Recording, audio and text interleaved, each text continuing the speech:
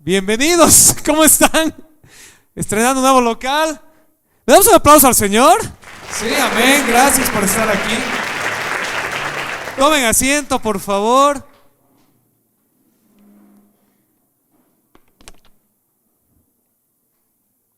Amén. Bueno, ya estamos acá. Ahorita vamos a entrar en tema, pero antes de eso quisiera, primeramente es nuestro primer domingo acá. ¿Qué les parece el lugar que Dios nos ha regalado? A 5 les ha gustado. ¿Qué les parece el lugar? A ver, una bombita por lugar. Todavía hay detallitos que estamos puliendo. Como entenderán, instalar las cosas es harto trabajo, pulir detalles es harto trabajo. Pero quisiera que le den un fuerte aplauso a nuestro equipo de alabanza y a nuestro equipo de multimedia, que han estado trabajando ayer hasta la 1 de la mañana, terminando de acomodar las cosas para que hoy funcionen. Especialmente Diego, Dani, Chelito, muchas gracias.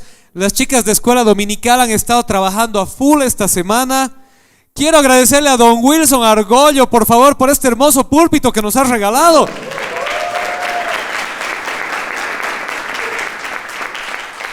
Y también no sé si ya ha llegado, pero a nuestra querida Noé Jordán. Noelia ha sido la directora de obra, ella es diseñadora de interiores. Noé y su esposo Giovanni, de todo lo que ha sido la adecuación de este lugar para que quede como está. Y los papás que después van a ver para que quede como está el ambiente de sus hijos. Así que les daremos un fuerte aplauso a ellos más. ¿Sí?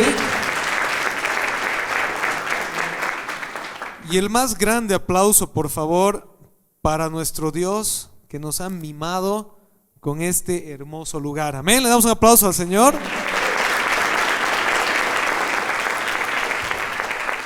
Y lo último, sé que no están aquí, pero les vamos a hacer llegar. Denles un aplauso a los dueños de este local que nos están alquilando con tanta generosidad. Amén. Ok, ya han puesto mi nombre. Gracias, chicos. Ok, bueno, hoy estrenamos lugar y venía orando bastante tiempo. Señor, ¿de qué vamos a hablar? ¿De qué quieres que hablemos el primer día que estamos en un nuevo lugar? Y Dios iba poniendo una palabra en mi corazón y me iba poniendo constantemente Dios a hablar acerca de su fidelidad y de la generosidad que Él tiene y la generosidad a la cual Él nos ha invitado. Y entonces iba estudiando la palabra de Dios, y uno de los pasajes más bonitos sobre la generosidad, porque es una ley divina, es el pasaje en Gálatas capítulo 6 que habla acerca de la ley de la siembra y la cosecha. Entonces fui a mi Biblia bien contento porque dije: gracias Dios por la palabra que nos has dado para el primer día en la iglesia. Y entonces, ya me están moviendo, chicos, déjenme nomás a mí con la tablet ahora. Ya me están haciendo un spoiler. Ok, bueno, estaba en la palabra de Dios en Gálatas 6 para ver el tema de hoy, la ley de la siembra y la cosecha. Voy a hacer un paréntesis más. Denles un aplauso a los chicos que usan las diapositivas. No es fácil seguir a este pastor. Amén. Bueno, pero ¿sabes qué pasa? Cuando vas a la palabra de Dios, hay una tarea bien difícil de hacer y bien importante, importantísima. Esta es una tarea que te encargo, que va a cambiar tu vida. Tú puedes ir a la Biblia con lo que estás pensando y buscar que la Biblia refuerce tu idea, o puedes ir a la Biblia y preguntarle a la Biblia ¿qué dices? ¿Entienden la diferencia? ¿Sí? Pasa mucho cuando discutimos con alguien, ¿no ve? A veces cuando discutes con alguien no le estás respondiendo a lo que te está diciendo, le estás respondiendo a lo que estás queriendo escuchar. Hay una diferencia grande. Y entonces la persona dice: pero no te he dicho eso. Pero tú me has dicho. A veces hacemos lo mismo con la palabra de Dios. Agarramos nuestras ideas y buscamos en la Biblia cómo voy a hacer yo para justificar mi idea. Y después nos preguntamos: Señor, ¿dónde estás? Y el Señor nos dice: aquí estoy, pero no me estás escuchando. Escucha mi voz, acércate a mi palabra, prestando atención a lo que yo estoy diciendo. Entonces, cuando me acerqué a este capítulo en Gálatas para hablar de lo que sentía en mi corazón que era lo que Dios quería que hable hoy, me di cuenta que no se puede hablar de la ley de la siembra y la cosecha sin hablar primero de lo que Dios estaba diciendo en este pasaje de Gálatas 6. porque les cuento que en la carta a los Gálatas es una carta que Pablo escribió a una iglesia, una región de la iglesia. Y en el capítulo 5, el apóstol Pablo introduce un tema que seguramente muchos lo hemos escuchado, y habla de vivir en el espíritu versus andar en la carne. Y el apóstol Pablo introduce este concepto y dice: vivan por el espíritu y no satisfagan las obras de la carne. Y así el apóstol Pablo ocupa todo el capítulo 5 para describir qué es vivir en el espíritu y qué es andar en la carne. Y continúa con esa idea y entra al capítulo 6, donde nos habla de cómo lidiar, cómo debemos confrontar el pecado dentro de la iglesia, entre hermanos. Y luego concluye hablando de la ley de la siembra y la cosecha. Y todo esto está relacionado, es un solo concepto. Así que vamos a tener que hablar de la ley de la siembra y la cosecha la próxima semana, porque hoy vamos a empezar a hablar de lo primero que Pablo habla. Y Pablo habla acerca de cómo confrontar el pecado para restaurar. ¿Puedes decir conmigo restaurar?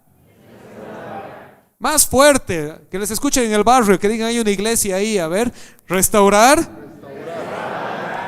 Ok, empezamos con la pregunta entonces: ¿cómo encarar el pecado en la iglesia? ¿Sabes por qué? Porque hoy en día hay un estandarte que se usa mucho, y estoy seguro que lo has escuchado si es que no lo has dicho. A ver: solo Dios me puede juzgar. ¿Has escuchado esa máxima alguna vez? ¿Sí? Si no seguro que la has escuchado. Si no la has escuchado es porque vives bajo una piedra. Lo has escuchado y seguramente alguna vez le hemos dicho: solo Dios me puede juzgar. La pregunta es si es eso lo que Dios enseña en su palabra, o es una máxima posmoderna que nos ha gustado apropiarnos porque nos justifica en todo lo que hacemos, ¿verdad? Es bonito autojustificarnos y diciendo: solo Dios me puede juzgar. El tema es este. Hay un fondo de verdad en eso. Solo Dios es el juez, pero ¿sabes qué pasa? Dios ya ha establecido su juicio. Lo ha dejado escrito en su palabra y lo ha manifestado en la cruz. Entonces, cuando dice solo Dios me puede juzgar, la respuesta es sí. Pero ese juicio de Dios lo tienes que confrontar con lo que Dios ya ha dicho. ¿Vamos bien? ¿Me están siguiendo? Es como cuando hay un papá en la casa y el papá le dice a sus hijos: esta repisa o este cajón no abras. Y la guagua va y la abre. Y entonces viene alguien y le dice: no puedes abrir ese cajón, solo el papá me puede juzgar. Es verdad, pero el papá ya te ha juzgado, porque el papá ya ha dicho que no abras ese cajón. La instructiva ya está dada. ¿Me están siguiendo? ¿Sí? Entonces cuando decimos solo Dios me puede juzgar, es verdad, pero Dios ya ha dado sus instrucciones. Entonces no está viniendo alguien a juzgarte a ti, está viniendo alguien a confrontarte con la instrucción que Dios ya dio. Amén. ¿Vamos acá? ¿Sí? Entonces el apóstol Pablo en el capítulo 5 de Gálatas, que te animo que lo leas en tu casa, está dando esa instrucción y está diciendo: aquel que vive por la carne, que vive por su naturaleza pecaminosa, que vive por sus propios placeres, es aquel que anda satisfaciendo sus propios deseos. Y entre esos deseos él hace una gran lista, entre los que están, por ejemplo, dice: adulterio, fornicación, lujurias, borracheras, pleitos, envidias, peleas, divisiones, maltratos. Todo eso es andar en la carne. Y luego el apóstol Pablo dice: pero el que anda por el Espíritu, del Espíritu cosecha su fruto, que es amor, paz, paciencia, bondad, bienestar, humildad, dominio propio, etcétera, etcétera. ¿Vamos bien? ¿Sí? Y termina diciendo: contra tales cosas no hay ley. ¿Estamos acá? ¿Amén? Entonces entra él al capítulo 6, después de haber enmarcado esto y haber dicho: ¿sabes qué? Tú quieres vivir en paz contigo, con Dios, tienes que vivir en el Espíritu y no en la carne. ¿Pueden decir conmigo carne? ¿Espíritu? Tienes que escoger en cuál vas a vivir. No hay otra opción. No hay otra opción. O vives en el espíritu o vives en la carne. Y la carne es esa guagua rebelde a la que le gusta de vez en cuando salirse. ¿Sí? Tú estás viviendo en el espíritu y cuando te das cuenta reaccionaste en la carne. No hay problema. Por eso es que Dios nos da la oportunidad de dar la vuelta, de arrepentirnos, de pedir perdón, de cambiar nuestro camino. Pero entonces en el capítulo 6 el apóstol Pablo introduce esta idea y dice: ¿qué pasa cuando hay alguien entre nosotros que está viviendo en la carne y no por iniciativa propia no quiere dejar de andar en la carne y empezar a andar en el espíritu? Y esa persona es descubierta andando en una situación de pecado, no descubierta en un tropiezo, sino en una vida de pecado. Hay una diferencia, ¿no ve? Estaba súper cansado, estresado, no sé qué, y alguien reaccionó mal. Eso es reaccionar en la carne, pero no es vivir en la carne. Porque reaccionas mal y te puedes dar cuenta y lo puedes retroceder. ¿Sabes qué es vivir en la carne? Que todas tus reacciones sean así. Si cada vez que reaccionas es en la carne, entonces ahí estás viviendo en la carne. ¿Sí? ¿Amén? ¿Estamos bien? Entonces el apóstol Pablo dice: ¿qué pasa, hermanos, si alguien es sorprendido en pecado? Ustedes que son espirituales deben restaurarlo con una actitud humilde, pero cuídese cada uno, porque también puede ser tentado. Si alguien es sorprendido en pecado, fíjense, sorprendido en pecado, lo agarraron con las manos en la masa. Ustedes que son espirituales deben restaurarlo con actitud humilde, pero cuídense cada uno, porque también puede ser tentado. ¿Cómo lidiar con la persona sorprendida en pecado? El apóstol Pablo en este pasaje nos empieza a explicar y nos dice: lo primero,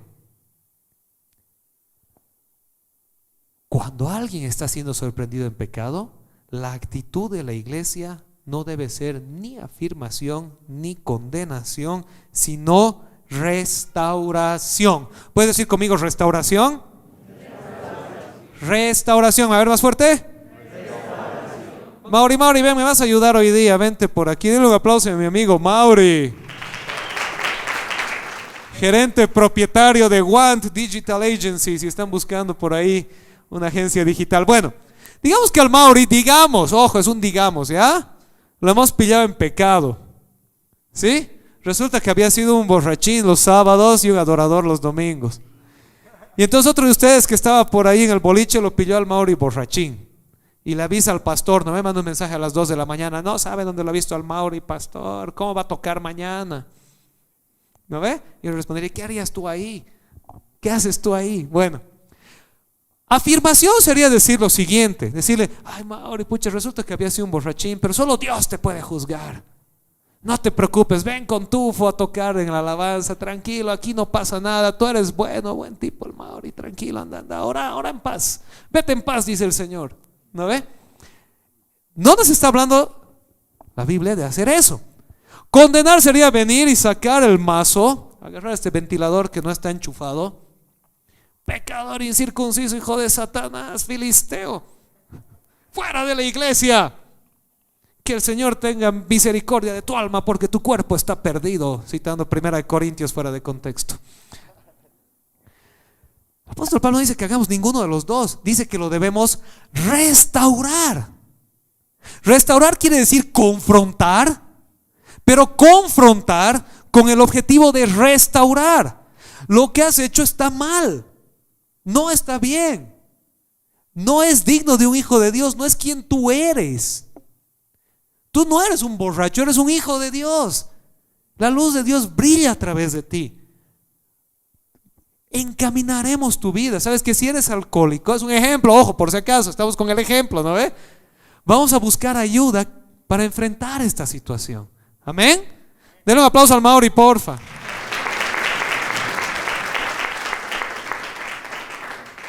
El apóstol Pablo nos encomienda a restaurar. Para restaurar se necesita confrontar. No puede haber restauración sin confrontación, pero la confrontación con el objetivo de restaurar. Y ahí se ve el corazón de uno. de uno. Cuando te dicen lo que estás haciendo no está bien delante de Dios, tú tienes dos opciones: o andar en la carne o andar en el espíritu. Si andas en la carne, te vas a inflar como papagayo, o perdón, como pavo real, y vas a decir, vas a sacar tus plumas y vas a decir: ¿cómo me han así tan feo? A mí no me han entendido, que no sé qué. Si estás en el espíritu, vas a decir: Señor, como dijo David cuando Natán lo confronta, ¿qué estoy haciendo con la vida que me has dado? Transfórmame. Amén. La iglesia no puede hacerse de la vista gorda al pecado, pero tampoco puede hacer de verdugo ante el pecador. El objetivo de la iglesia debe ser la restauración del pecador. Amén. No podemos hacernos de la vista gorda, no podemos. Pero tampoco somos verdugos, que lamentablemente es lo que la iglesia muchas veces ha hecho, figurativa y hasta literalmente. El objetivo es restaurar, pero solo puedes restaurar a quien quiere ser restaurado. Si alguien no quiere, no puedes hacer nada, y es decisión de la persona. ¿Sí? Amén. Entonces, después de habernos dicho eso el apóstol Pablo: si alguien es sorprendido en pecado entre ustedes, ustedes que son espirituales, dice, deben restaurarlo con humildad, pero tengan cuidado que no sea que ustedes también tropiecen. Dos detallitos más ahí. Cuando habla de restaurar en humildad, está usando la palabra humildad en el mejor sentido de la palabra, porque a veces entendemos humilde como alguien que se autoflagela, ¿no ve? ¿Sí? Es que yo soy lo peor, Señor, no tengo más, yo soy humilde. No está hablando de eso. Está hablando de que debemos restaurar tomando en cuenta que nosotros no somos mejores que la otra persona. Todos somos pecadores redimidos por Dios. Simplemente estamos ayudándonos los unos a los otros en el proceso de restauración. ¿Amén? ¿Vamos bien? Y entonces inmediatamente dice: ¿cuál debe ser nuestra actitud hacia los demás? Número 1, ¿cuál es nuestra actitud cuando alguien está sorprendido en pecado? Número 2, ¿cuál es nuestra actitud hacia los demás? Y el versículo 2 nos ayuda, Gálatas 6:2. Léanlo, es cortito y bonito. ¿Lo pueden leer conmigo? A la 1, a las 2 y a las 3.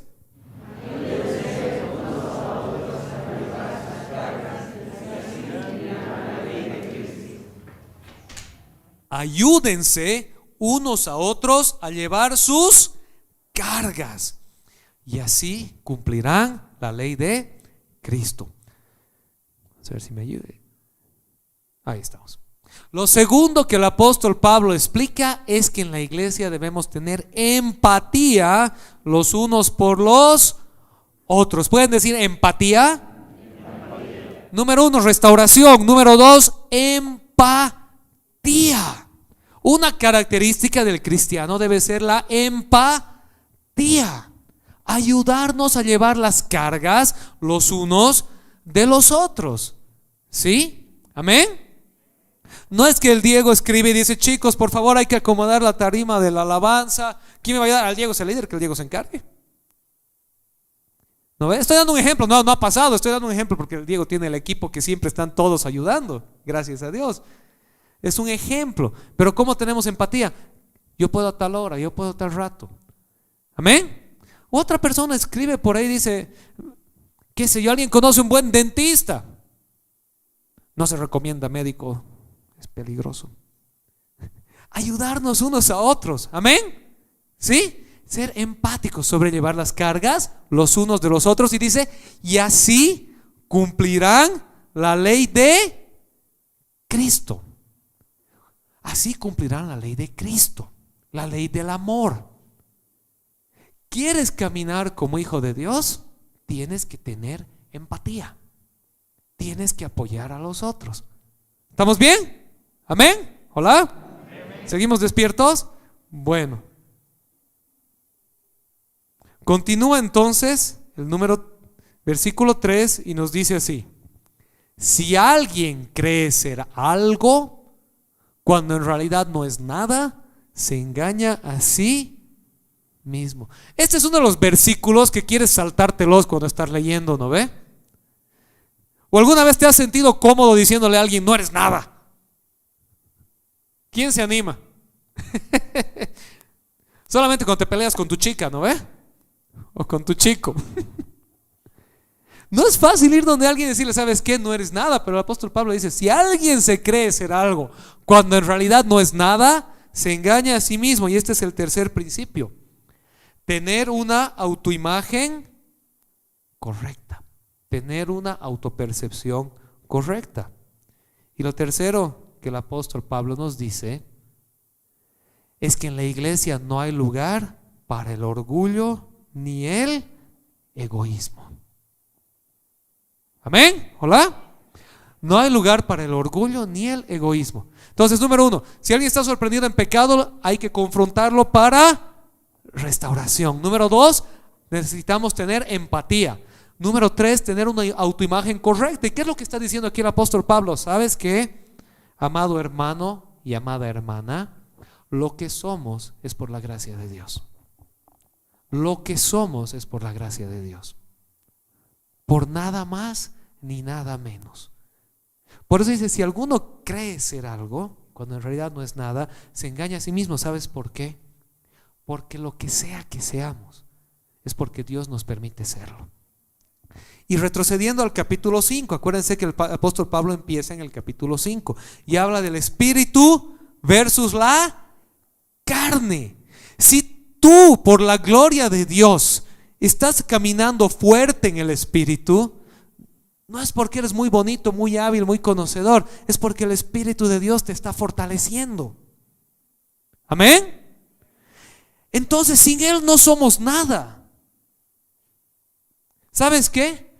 Yo sin Dios soy tacaño, renegón, egoísta, egocéntrico, ¿qué más? Protestón, tímido, neurótico, todo lo que tú quieras.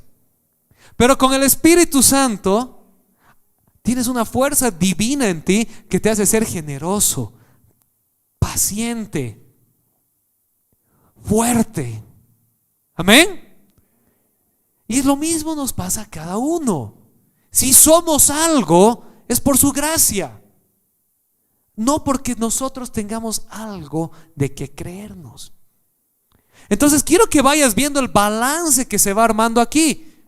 Porque cuidado con el extremo uno de decir yo soy pecador igual que tú, ¿verdad? Yo tengo miles de defectos igual que tú, ¿verdad? Y entonces por eso me tengo que hacer al loco del pecado, porque al final todos somos pecadores. Entonces básicamente así, es básicamente si estás yendo en un bote y el bote se empieza a hundir y le dices al otro, me estoy hundiendo contigo, nos hundiremos. Eso no es lo que Dios está diciendo. Lo que Dios está diciendo es, ojo, no te pongas en el pedestal, todos estamos en el bote por la gracia de Dios. Pero cuando el bote se empieza a hundir, tu tarea es decirle al otro, vamos a sacar el agua. Hablando de la iglesia es el lugar donde la luz de Dios brilla. Y si alguien en la iglesia está caminando en tinieblas, nuestro trabajo es jalarlo a la luz, restaurarlo, entendiendo que yo también tengo la tendencia de irme a las tinieblas, y es por la gracia de Dios que estoy en la luz. Amén. ¿Vamos bien? Por eso están todos estos conceptos de restauración, empatía, humildad, van de la mano. La restauración, la empatía, la humildad van de la mano. Amén. ¿Hola? No les está gustando mucho, ¿no? ¿Hola? Amén. Y el último punto en el que el apóstol Pablo concluye este pasaje de Gálatas: no podemos eludir la responsabilidad personal. Ahora, háblate a ti mismo y dite bien fuerte: yo soy responsable de mi andar con Dios.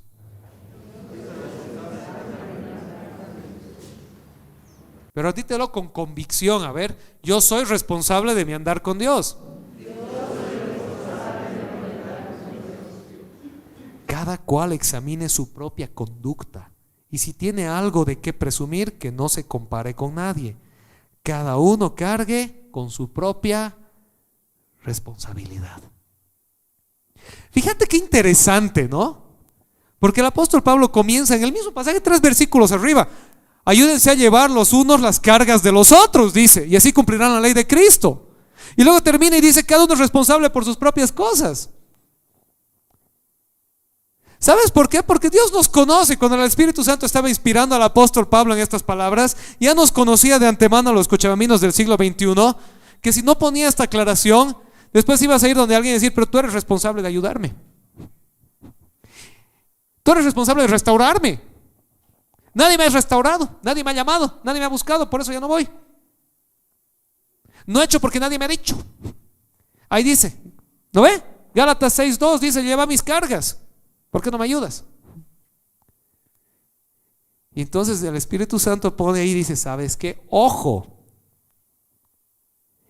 el que sea un principio divino al ayudarse unos a otros no elimina tu propia responsabilidad. Tú eres responsable delante de Dios de tu caminar. Tú eres responsable delante de Dios del llamado que Dios te ha dado y de qué haces con eso.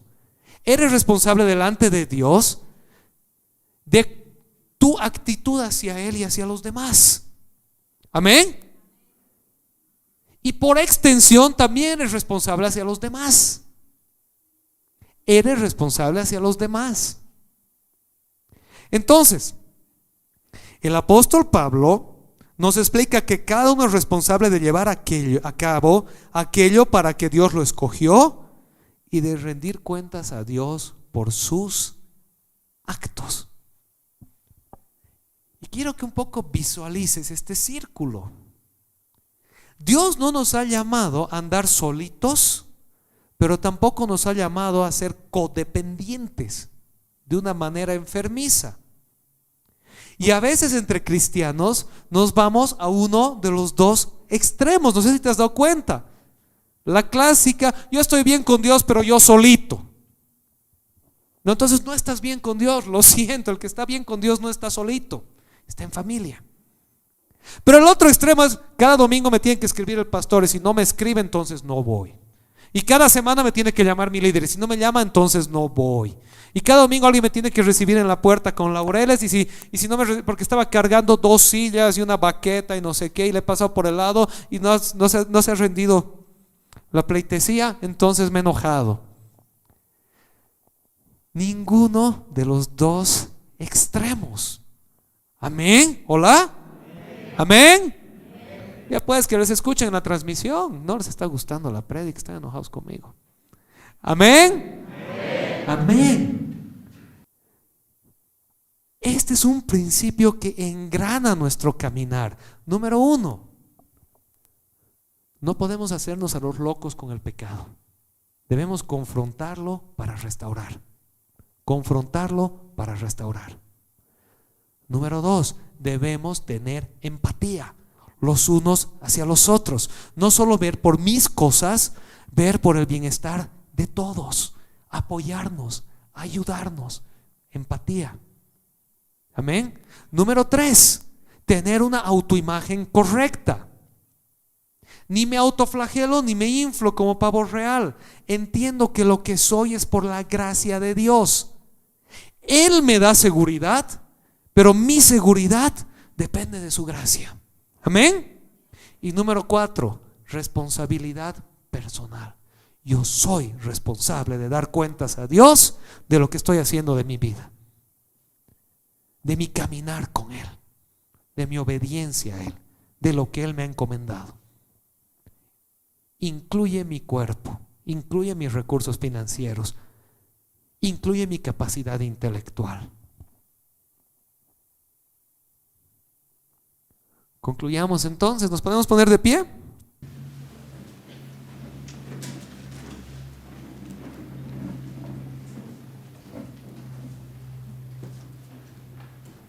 ¿Por qué hablamos de este tema hoy?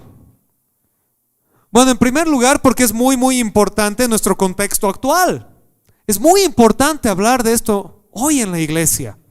Es muy importante que entendamos la dinámica de iglesia a la que Dios nos ha llamado. Amén. Estamos empezando una nueva etapa y es importante entender la dinámica de iglesia a la que Dios nos ha llamado en su palabra.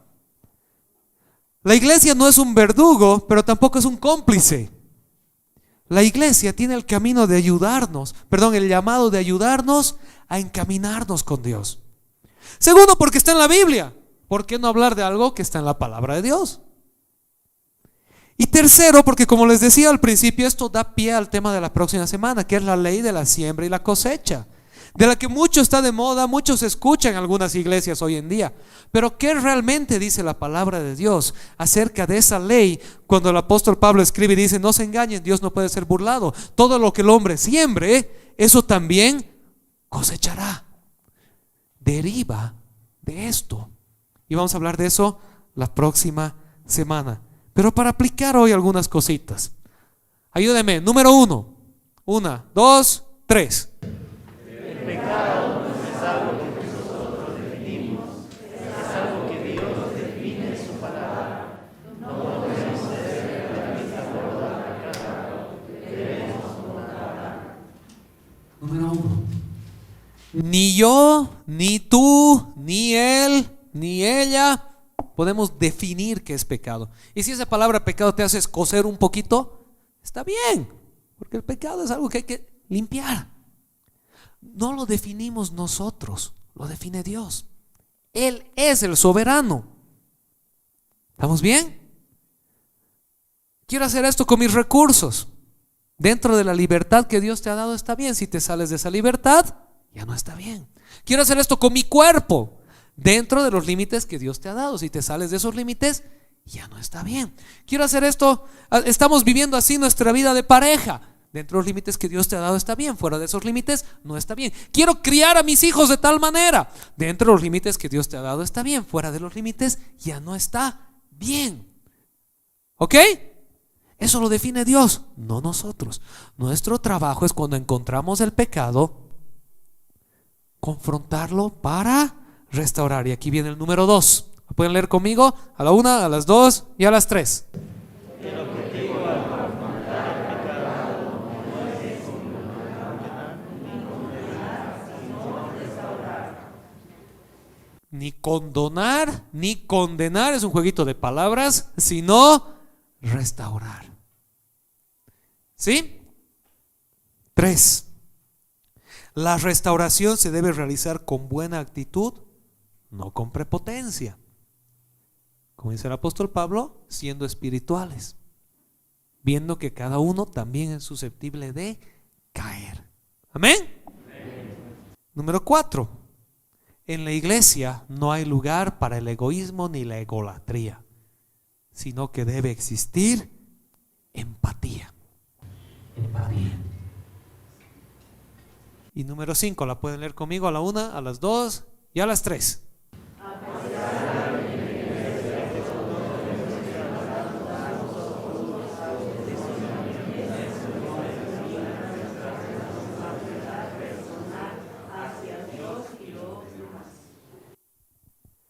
No elimina nuestra responsabilidad personal hacia Dios y los demás. Voy a cerrar con este concepto. Tanto Jesús como el Espíritu Santo, a través de Santiago, en la Biblia dicen: cuando tú digas algo, si dices sí, que sea sí, y si dices no, que sea no. Todo lo demás proviene de Satanás. Si tú estás haciendo un compromiso, cúmplelo. Sea con una persona, en tu relación de pareja, en tu matrimonio, sea con tus hijos como padre, sea con Dios, sea con tus amigos, sea con la iglesia. Que tu sí sea sí y que tu no sea no. Que tu palabra tenga valor. Esa es una manera en la que vas a brillar con la luz de Dios en un mundo en el que la mentira es lo que reina. Amén. Realmente que empecemos esta nueva etapa como iglesia, como familia, viviendo estos 4 principios: restauración, empatía, una sana imagen de nosotros mismos y responsabilidad personal. Amén, iglesia. ¿Oramos? Señor, te damos gracias el día de hoy. Gracias porque tú eres fiel, Señor. Gracias porque tú nos has regalado este hermoso lugar para congregarnos delante de ti, para ser iglesia delante de ti. Porque nos mimas, Señor, nos das aún más abundantemente de lo que pedimos o entendemos, conforme a tus riquezas en gloria en Cristo Jesús. Gracias porque tú eres un Dios que nos atraes con cuerdas de amor, que nos escuchas, que nos restauras. Señor, hoy te pedimos que nuestro caminar contigo aprendamos a caminar en la armonía a la que tú nos has llamado, siendo guiados por el Espíritu y no dando satisfacción a la naturaleza pecaminosa, andando en el Espíritu y no en las obras de la carne, ayudándonos unos a otros, llevando las cargas los unos de los otros, recordando que si somos algo es por tu gracia, Señor, no porque nosotros seamos grandes, pero al mismo tiempo recordando que tú nos has llamado a caminar con la mirada puesta en ti y a saber que un día, así como en la parábola de los talentos, tú nos dirás: te he regalado esta hermosa vida, estos dones, estos talentos. ¿Qué has hecho con lo que te di? Que llegado allá escuchemos, veamos tu sonrisa y escuchemos tus palabras de aprobación. Buen siervo y fiel, en lo poco has sido fiel, en lo mucho te pondré. Entra en la abundancia de tu Señor. Motívanos, Señor, a vivir por ti y para ti. Te damos gracias, Padre, en el nombre de Jesús. Amén. Amén. Le damos un aplauso a Dios. Amén. Qué hermoso tiempo tuvimos. Yo fui muy bendecido por la palabra de Dios. Quiero pedirte que nos sigas en las redes sociales, donde podrás encontrar mucho material de la palabra de Dios. Te deseo una feliz semana y muy bendecida.